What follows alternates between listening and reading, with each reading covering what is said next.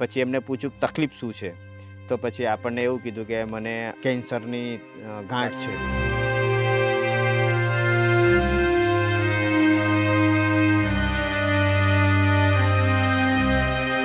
ખાસું સમય થઈ ગયો હતો લગ્નનો તો, પણ મારે વસ્તારે છોકરી નાતી, છોકરો ના આલ્યો, વસ્તાર ના આલ્યો, પછી એમને સવાસની બીમારી એટલે ઓફ થઈ જાય.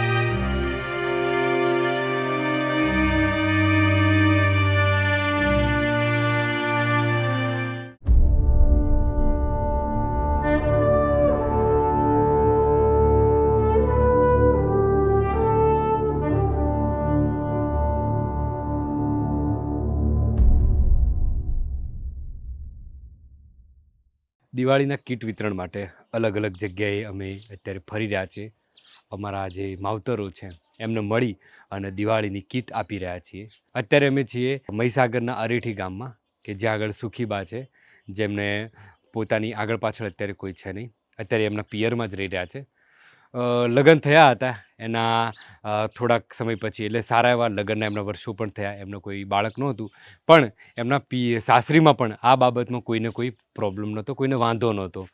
અને પછી એમના જે પતિ હતા એમનું અકાળે અવસાન થયું અને પછી એમને ત્યાં આગળથી એમના પિયરમાં આવી ગયા અને એમના ઘરે રહેવા માંડ્યા.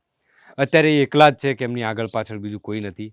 અને એમાંય પાછી વાત એવી છે કે અમે અમારા જે આ સુખીબા છે એમને અમારા કાર્યકર કેવી રીતે મળ્યા, તો એક વખત હોસ્પિટલે ગયા હતા એમના કંઈ કામથી, અને ત્યાં આગળ એક બા આવ્યા અને એમની આગળ પૈસા માગી રહ્યા હતા. એટલે એમણે પૂછ્યું સહજ ભાવે કે બા તમારે આગળ પાછળ કોઈ છે નહીં, કે તમારો દીકરો છે? એટલે પછી બાએ આખી વાત કરી. તો એમની ગાડીમાં બેસાડી અરેઠી આવ્યા. એમણે એમનું ઘર જોયું અને એમની હાલત જોઈ, અને તરત ત્યાંથી જ એમણે બધા કાગળિયાને બધું લઈ અને એમનું આ રાશનનું શરૂ કરાવ્યું. એમને નિયમિત રાશન આપીએ જ છીએ. બંને પતિ પત્નીએ આ અમારા અહીંના 7 જેટલા માવતર છે એમને સાચવી રહ્યા છે. અને બાની કેવી પરિસ્થિતિ છે, શું છે, ચલો આપણે જોઈએ.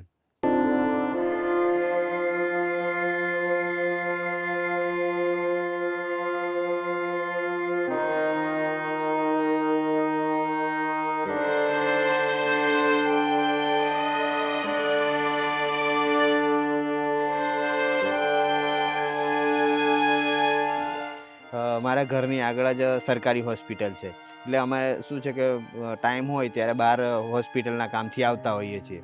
તો જ્યારે હું ગલ્લે ઊભો હતો, ચાના ગલ્લે, એટલે પછી મારી જોડે માગવા માટે આવ્યા કે ભાઈ મને 2 રૂપિયા 5 રૂપિયા આપો, ભૂખ લાગી છે એમ. એટલે મેં એમને પૂછ્યું કે બા તમારા દીકરા દીકરીઓ નથી એમ? તો એમને કીધું કે ના મારું કોઈ છે નહીં. તો મેં કીધું બસ ગાડી બેસો, એટલે હું ઘરે ચેક કરવા આવું, બરાબર છે? એટલે આજુબાજુ કોઈને પૂછું તો આપણને આઈડિયા આવે કે બેન સાચું બોલે છે કે ખોટું બોલે છે એમ. આપણે જ્યારે માવતરો નક્કી કરતા હોય તો આવી રીતના નક્કી કરતા હોઈએ છે, તમારું ઘર બતાવો મને. એટલે એટલી ટાઈમે આપણે એમની ગાડી બેસાડીને એમના ઘરે આવ્યા. અહીંયા જોયું તો હકીકતમાં આજુબાજુમાં પૂછ્યું તો એમને કીધું કે એમનું કોઈ છે નહીં. પછી એમને પૂછ્યું તકલીફ શું છે, તો પછી આપણને એવું કીધું કે મને કેન્સરની ગાંઠ છે. આપણા VSSM સંસ્થામાં બેનને ફોન કર્યો, મિત્તલબેનને, અને એમને કીધું કે એવું હોય તો આપણે વાઘોડિયા હોસ્પિટલ છે જ, એટલે તમે કેન્સર હોસ્પિટલ ત્યાં જઈ આવો. આપણે કેન્સર હોસ્પિટલ ગયા, કેસ કરાવ્યો, પછી દવાનું નાન તેન બધું કર્યું. 1 દિવસ રોકાવું પડ્યું તો આપણે રોકાયા ત્યાં આગળ, અને પછી બીજા દિવસે આવ્યા. પછી બાને ત્યાં આગળ એવું લાગ્યું કે ત્યાં એટલા બધા દૂર કોણ ઓપરેશન કરાવે, એટલે પછી આપણે અહીંયા લુણાવાડામાં પ્રોપર દવાખાને લઈ ગયા. દવાખાને જઈને દવા કરાવી અને ઓપરેશન અહીંયા જ કરાવડાવ્યું. પછી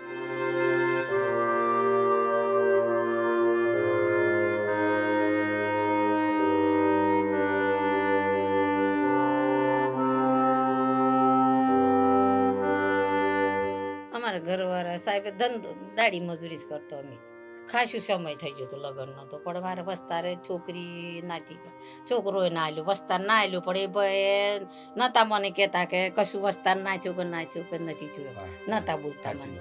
પછી એમને સવાસની બીમારી એટલે ઓફ થઈ જાય, એટલે પછી મારા મા બાપ હોય લાવી દીધી મને. ઓપરેશન કરાવીને સાહેબે મને દવાખાને લઈ જા, પૈસા આલ્યા, પોતાની ગાડી, અને મને નાસ્તો કરાવ્યો. મારો ભાઈ ઓફ થઈ જાય, એમને નાસ્તો કરાવ્યો. આ સાહેબ બોલો આ ખુરશી પર તો બેહી રહેલા, અને મેં કીધું સાહેબ મને આલો. તા કે કેમ બેન તમારે છોકરો નથી? કે કીધું ના સાહેબ. એટલા બધે તો હાલો આ બેન ને સાહેબ ને કાગરીઓમાં અહીં આવ્યો તો કાગરીઓ લઈને આવીને મારે થઈ ગયું.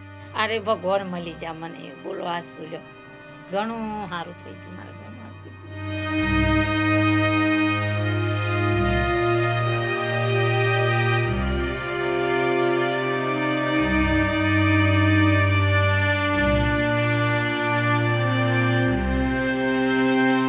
કેન્સર જેવી મોટી બીમારી કે જે આપણે જોતા જોઈએ છીએ કે ઢગલો ઘણા બધા લોકો એનાથી પીડાતા હોય છે.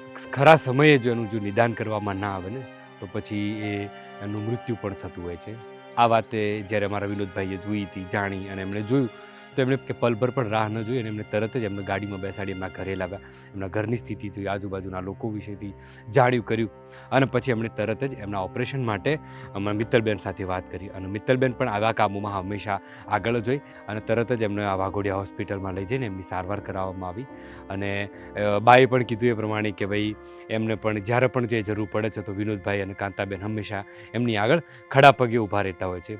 એટલે અમારા જે આ 750 જેટલા માવતરો છે એ માવતરોને સાચવવા માટે અમારા કાર્યકરો છે એ હંમેશા ખડા પગે રહેલા છે. અને આ જે પણ માવતરો છે એ માવતરો સુધી અમે જે રાશનની કીટ પહોંચાડીએ છીએ એ રાશનની કીટ તમારા જેવા જે સજ્જન સ્નેહીજનો છે કે જેમના તરફથી આવતી વસ્તુઓ કે એમના તરફથી આવતું જે અમારું દાન છે એનાથી અમે આ માવતરો સુધી આ રાશન પહોંચાડતા છીએ. તો આ સર્વેનો અમે આભાર માનીએ છીએ. અને આ દિવાળીમાં જે એમની આગળ પાછળ કોઈ નથી એમના ઘરમાં અજવાળું કરવાનો આ નાનો એવો પ્રયાસ છે.